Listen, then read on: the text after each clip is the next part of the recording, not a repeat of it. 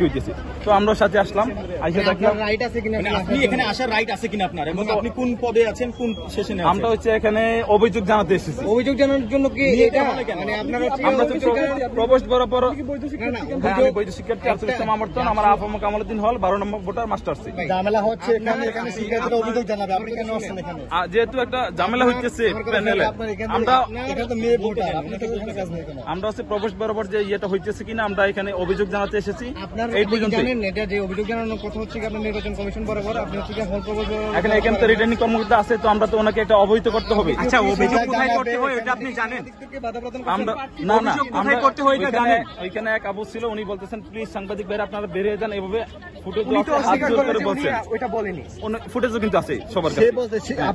আপনি বলছেন যে আপু তো আপনাকে বলছে, কিন্তু আপু তো আপনাকে বলে নাই। না, আপু আমাকে বলে নাই, আপনি তো সেটা বলছিলেন। আপু সবাইকে বলতেছে, আপনি তো বলছেন না আপু আমাকে বলছে আমি এটা বলি নাই, কিন্তু আমি এটা বলবো না। আপু বলছে সবাইকে বলছে যে